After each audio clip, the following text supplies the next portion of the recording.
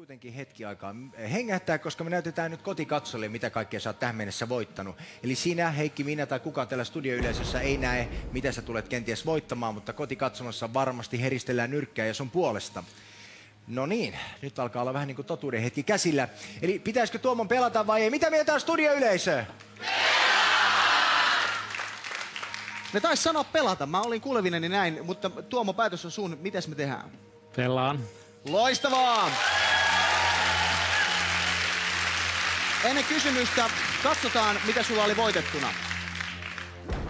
Sieltä löytyi Finnmatkojen matka Taimaahan, 10 miesten paitaa ja solmiota. Sieltä oli vähän taskulamppuja ja lahjakorttia, mutta ei ollut autoa eikä toista matkaa, joten siellä on paljon voitettavaa vielä. Jos sä vastaat seuraavaan kysymykseen väärin, sä siis menetät nämä palkinnot, mutta jos sä vastaat oikein, sä voitat auton ja 19 muuta palkintoa. Oot sä valmis? Joo. Ja kuten kaikki muistaa, viimeisen kysymyksen aikana ei saa auttaa. Eli jos joku yrittää auttaa, me joudutaan ottaa uusi kysymys. Tuomo, meidän on myös hyväksyttävä sun ensimmäinen vastauksesi, joten mieti huolella. Lore, ole hyvä. Viimeinen kysymys. Animaatioelokuva Röllin sydän sai ensi-iltansa tällä viikolla. Minkä niminen menninkäis tyttö elokuvassa seikkailee? Milli vai Malla?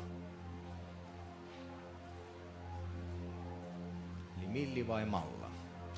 Villi. Se on aivan oikein!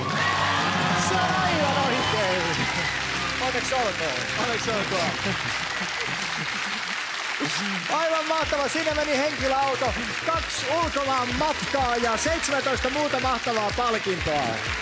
Otetaan kunnon aplodit Täällä Tuomo meni silmät jalat toiselle. ihan veteläksi, mutta ei se mitään, suorassa lähetyksessä voi tapahtua mitään vaan.